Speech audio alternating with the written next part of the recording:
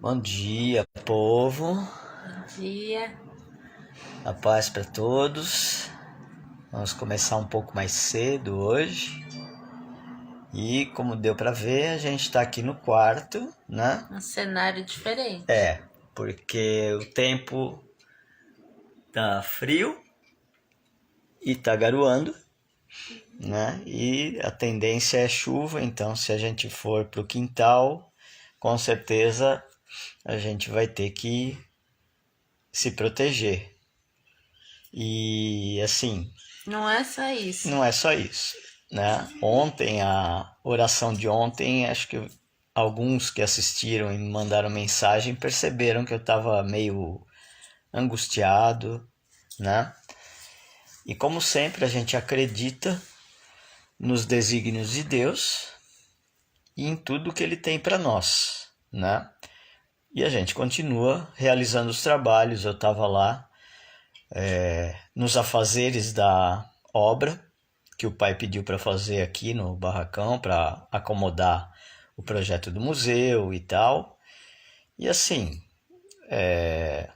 nosso espaço ficou por muito tempo, muitos anos, meio que abandonado e sem cuidados. Então tem muita coisa que está ruim, está podre, a gente está tentando com os nossos limitadíssimos recursos e com a força de vontade do nosso ser e com a força que Deus nos dá, realizar a obra do jeito que a gente consegue realizar.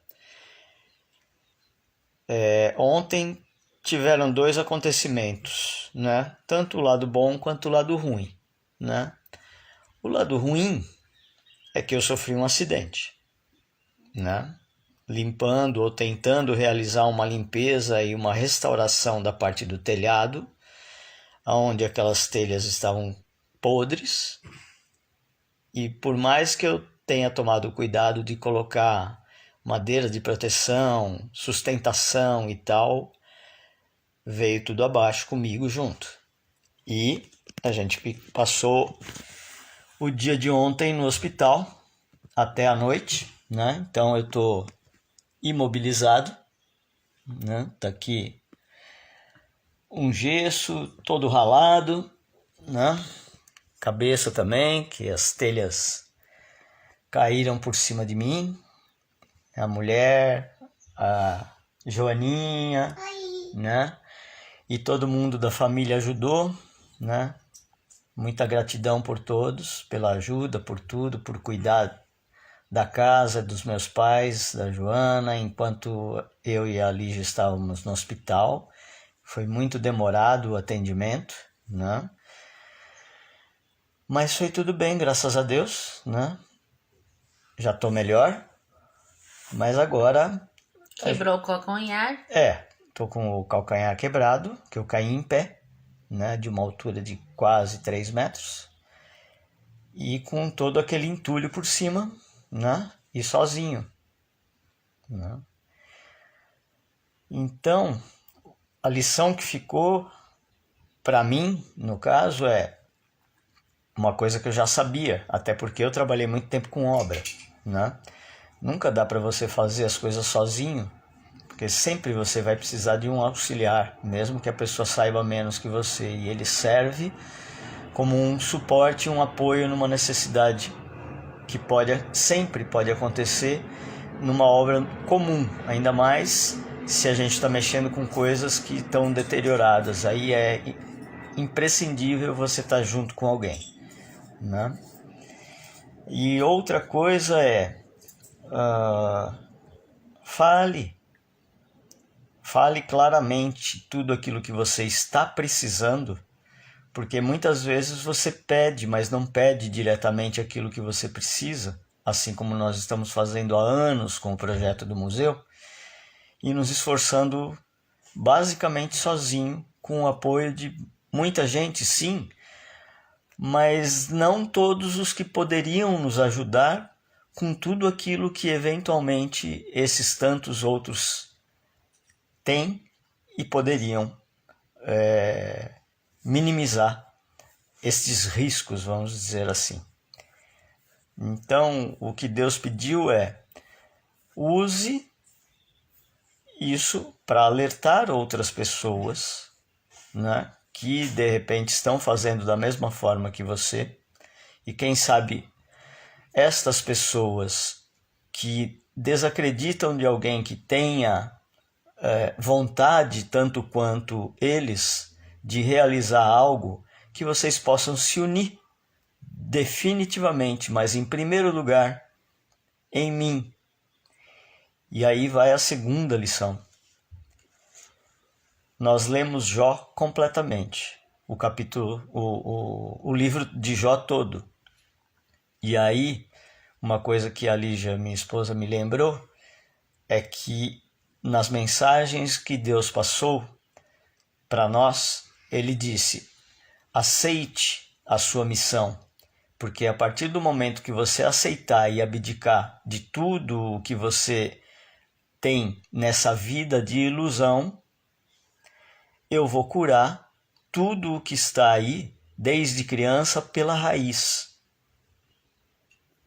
Então, isso eu estou falando de mim e pode ser estendido para todas as pessoas que quiserem realmente entregar sua vida a Deus.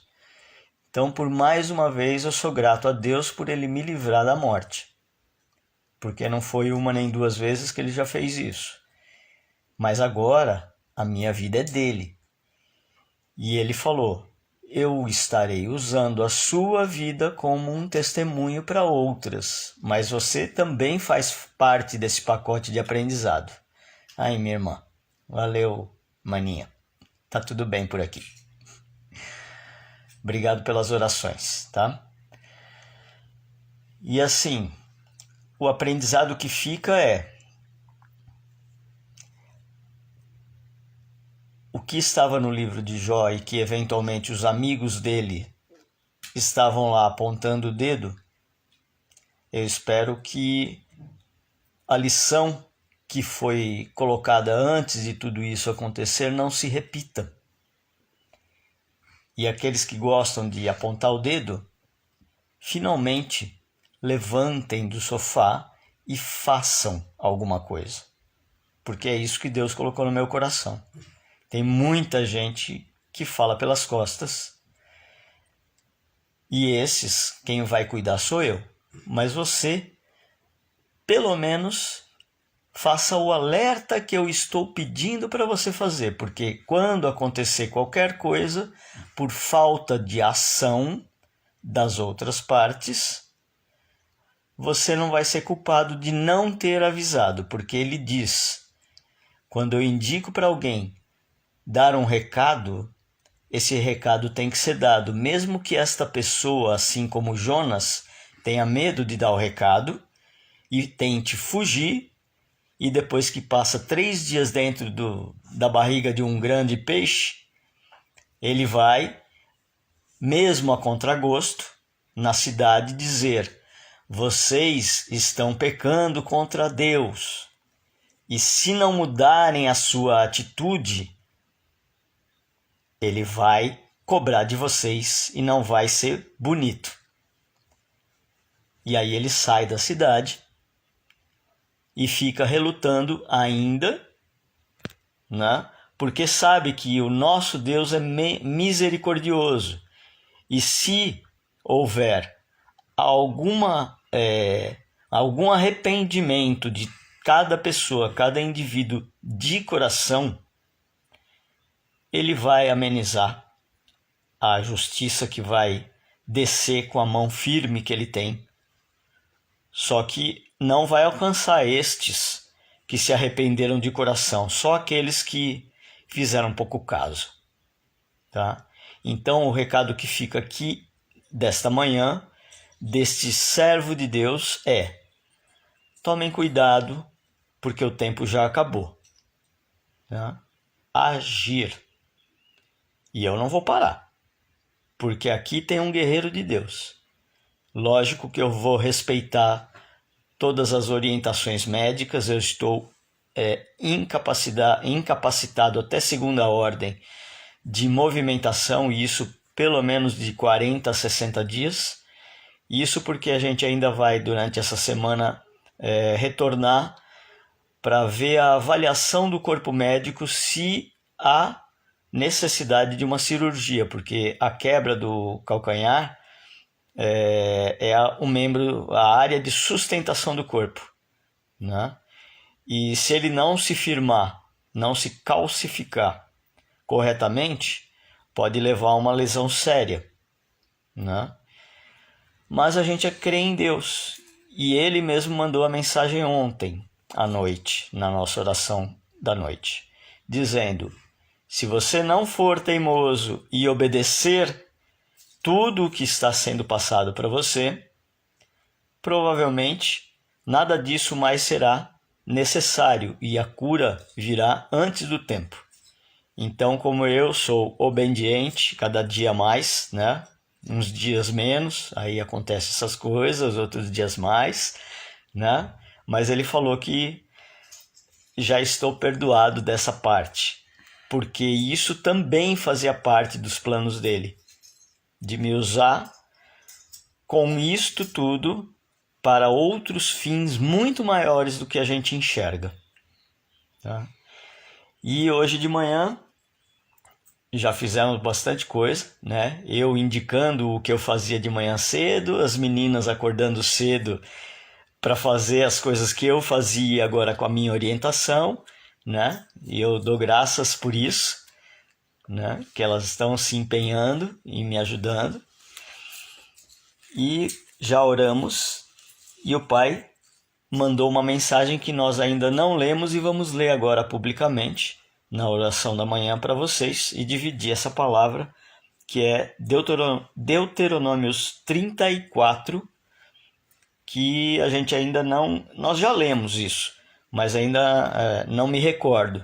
Depois de tudo o que eu falei, vamos ver o que está escrito ali na palavra e se tem algo a ver. Tá bom? Vamos lá? Ele diz assim, Ai, tá ofuscando bem. Vamos ver aqui melhor? Deixa eu colocar assim. Eu vou focar mais a Lígia, porque agora a gente está num...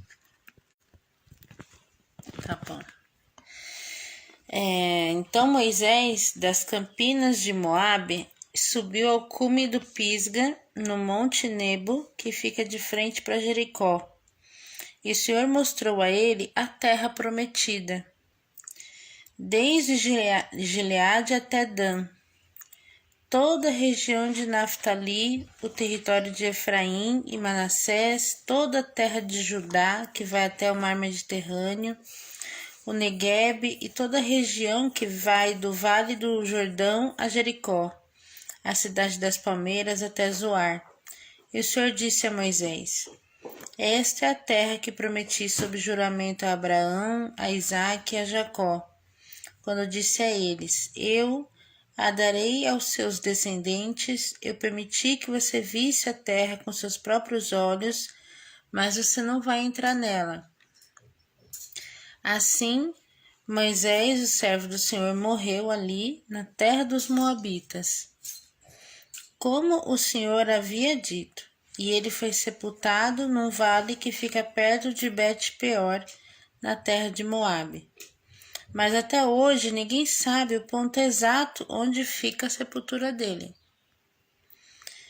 Moisés tinha 120 anos de idade quando morreu.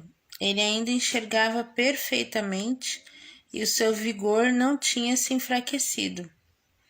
Os israelitas choraram a morte de Moisés durante 30 dias nas planícies de Moabe, até que se cumprissem os dias de pranto e luto.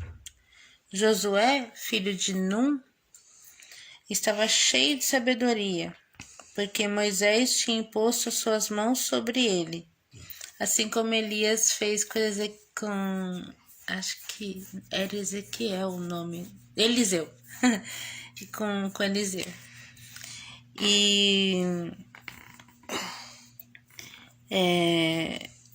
Então Josué, né, ele estava cheio de sabedoria. Assim os israelitas obedeceram a Josué e seguiram os mandamentos que o Senhor tinha ordenado a Moisés. Nunca mais apareceu um profeta como Moisés, pois o Senhor falava face a face com ele. E que fez todos os sinais e maravilhas que o Senhor o tinha enviado a fazer na terra do Egito, na presença do faraó, dos oficiais e de todo o povo do Egito.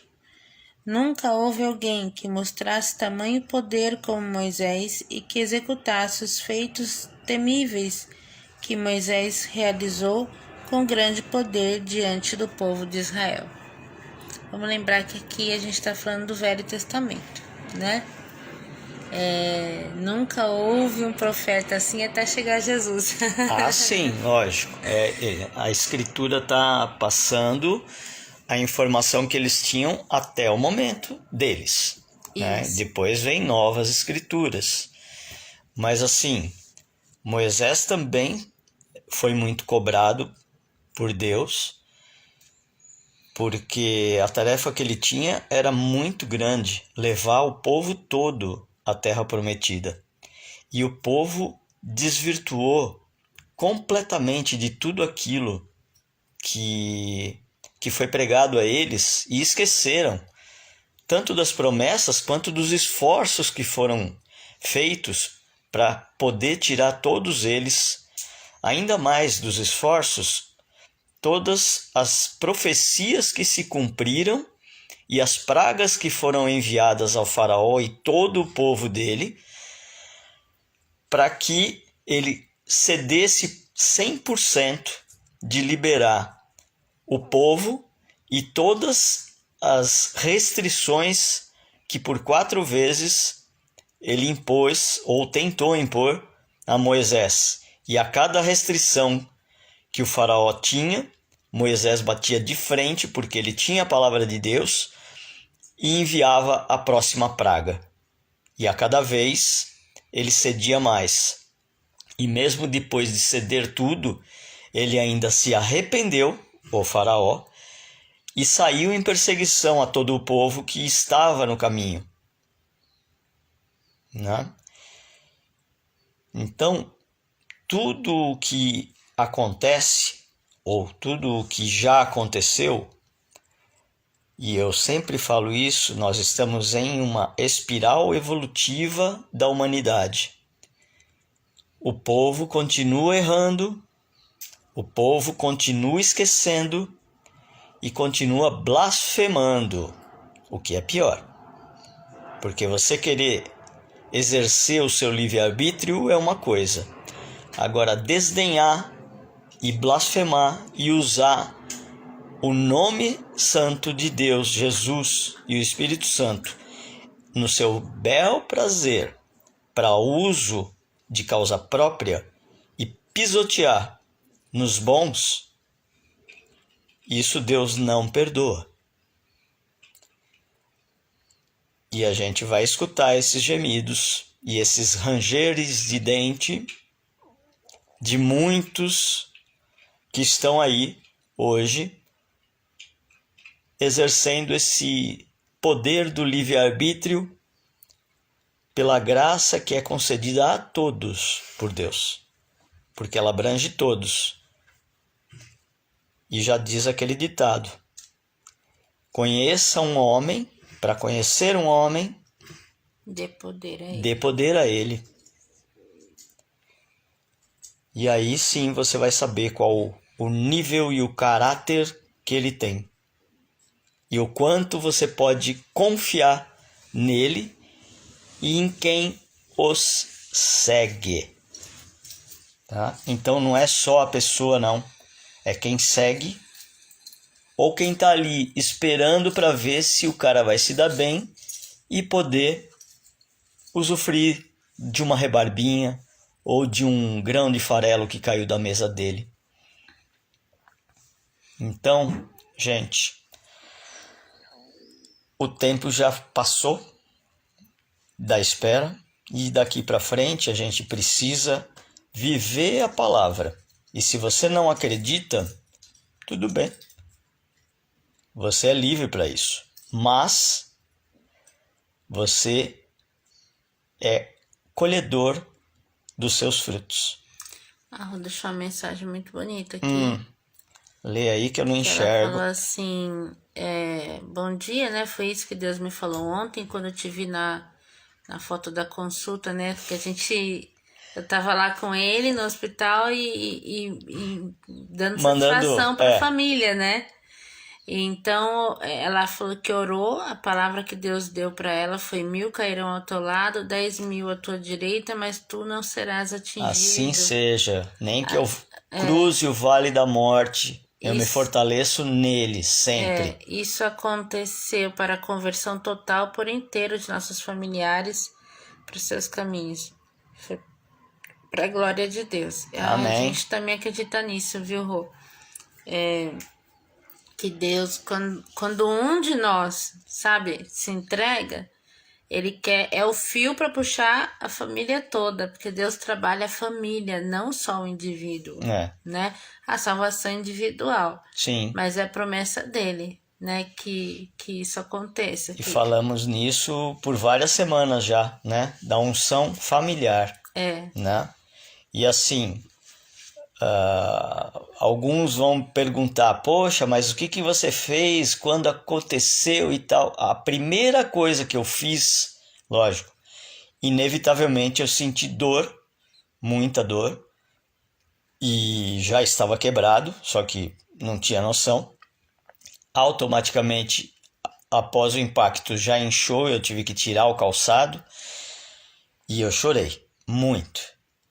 Mas a primeira coisa que eu levantei o olho para o céu, porque agora ali não tinha mais telha, dava para olhar o céu, e eu olhei para cima e falei: Pai, perdão, se eu errei, me perdoa, mas eu queria o mais rápido possível terminar essa obra que o Senhor colocou nas minhas mãos, e eu não consegui, e eu tô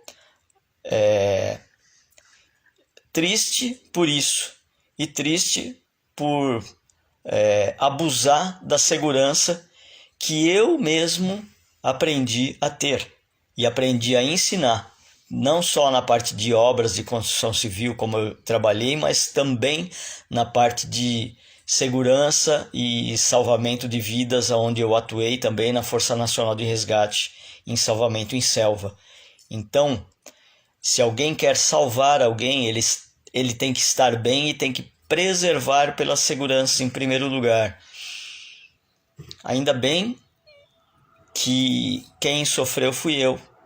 E eu falei para o Pai, tanto aqui quanto no hospital durante o dia todo: Pai, obrigado por me proteger e acontecer só isso comigo, porque tantos estão sofrendo de coisas tão piores aqui, e nós passamos no hospital o dia inteiro orando por cada um que estava lá, por cada enfermidade que eles estavam passando e muito mais, não só pela parte física, mas para que eles encontrem o caminho de Deus e possam sentir que estão sendo protegidos mesmo na enfermidade. E é isso, eu estou grato por tudo. O Daniel Ribeiro tá com a gente ao vivo hoje, né? Oi, Bom Daniel. dia. A Rô falou que quando leu a mensagem, né, ela se arrepiou, tá lá chorando. Mulher. Coisa de mulher. Uma coisa que é importante, pessoal, além da gente orar por quem tava realmente ali com mais dor do que o Ralph, né? Eu também orei muito pelos profissionais. Sim. Porque, gente, eles estão totalmente sobrecarregados. É um caos, assim, viver... A nossa saúde no 12 país... 12 horas de plantão, tá? Você, tanto num hospital público quanto num particular, ou hoje num em posto dia, de saúde pequeno. No Brasil, não estão preparados para uma calamidade, por exemplo. Não. Sei lá... teve um terremoto, teve qualquer coisa desse tipo. Coisa que nunca aconteceu no Brasil, como nós passamos há poucos anos atrás uma pandemia. Houve um caos dramático, porque ninguém está treinado para isso. Pouquíssimos que saíram do país e viveram isso em outros países onde existem guerra civil, calamidades públicas e atrocidades inúmeras. O Brasil é um berço de Deus, sabe? E se acontece algo aqui, pouquíssimos estão treinados, principalmente, não só na parte física e conhecimento, mas Mental, psicologicamente. O pessoal vai entrar em parafuso. Já tá entrando. Já. Porque eu tive. Demorou. Do momento que a gente chegou até o Ralph ter o primeiro atendimento por um clínico, não era nem um ortopedista. Foram mais de 4 horas. Calma. Uhum. Pra que ele recebesse pelo menos uma medicação pra diminuir a dor, porque ele se contorcia. Pensa, uma fratura, né? Demorou quase 1 hora para eu conseguir achar o primeiro médico que fosse atender. Depois eu dar muito chilique lá dentro, entendeu? E não porque eu não estava querendo respeitar aqueles profissionais, é porque eu não conseguia entender os processos e o quanto eles às vezes estavam presos nos processos ao invés de fazer o principal, que era diminuir a dor de alguém, né? Então veio isso na minha cabeça, porque eu trabalhei com o Ralph lá nos primeiros na parte de salvamento 1 ano, né? No máximo que eu trabalhei com isso, e assim, tem princípios, sabe, que você não pode deixar de fazer, e eu vi tudo ali não sendo feito, né? E eu pensei, gente, Jesus está dando todos os sinais da sua volta. Só o Pai sabe o dia que isso vai acontecer. Mas ele já falou que vai ser como um ladrão, vai chegar sem aviso e numa hora que ninguém tá esperando. Exatamente. Tá escrito, não vai dar tempo de você dar a mão para alguém, buscar alguém em casa ou pegar o seu carteira de documento. E todos esses sinais estão aí para todo mundo ver, tá? Quem lê a Bíblia, quem estuda todo dia, sabe que tem coisas que os profetas disseram que ia acontecer no final dos tempos e está acontecendo. Já, algumas coisas já aconteceram. Exato. E já estão comprovadas. E o povo não está se mexendo. Tá agindo normalmente. E não estão preparados, né? Então, o que a gente passou ontem nesse sentido nos levou a realmente fortalecer e muito as nossas orações, tanto para esses profissionais que vão surtar, quanto para as pessoas que vão sofrer com isso, tá? E aí, para amenizar a dor dele, né? Para eu também não pegar no pescocinho de ninguém lá dentro, as orações que nós fizemos nos suportaram e ajudaram, assim, quem pelo menos estava à nossa volta, a se manter mais calmo também. Os próprios profissionais de atendimento também, apesar da loucura, sempre foram atenciosos e carinhosos, né? É o que o Daniel falou, são 12 horas de plantão que vale por 24 horas, vale por mais, muito mais. Sim, entendeu? porque você não consegue descansar depois no período que você tem de descanso pós-plantão. Eu já trabalhei muitos anos assim, a nível plantão, e muitas vezes você virava mais de 24, porque depois você tem como compromisso relatórios para fazer. Tá? Então isso te toma tempo e muitas vezes você leva trabalho para casa porque não dá para ficar lá, você não consegue desligar. Posteriormente, você em casa também não consegue desligar porque tem as aflições e as tarefas de casa para fazer. Tem que dar muito valor aos profissionais de saúde, tá? Principalmente quem tá ali na linha de frente, num pronto-socorro, principalmente no trauma. Eu vi um sendo ressuscitado de um lado, o outro quebrado do outro. Acidente. A gente entrou pela emergência e demorou esse tempo todo para ser atendido. Imagina quem tá lá do outro lado na clínica comum, esperando a fila, porque tem um médico de cada especialidade só. E ele, lógico, chegou um trauma grave, ele vai ter que abandonar tudo, toda aquela fila de pacientes para atender o trauma grave. Por que que um hospital ou qualquer área médica que seja tem que ter isso eu sempre bati de frente, um especialista em cada setor e não um em cada para o setor, atender o setor inteiro e não um em cada setor, porque se tivesse um médico residente de plantão na emergência que não retirasse o outro residente médico de plantão do atendimento comum, as filas não existiriam e você conseguiria atender todos eles muito mais rápido, muito melhor, como as doenças exigem.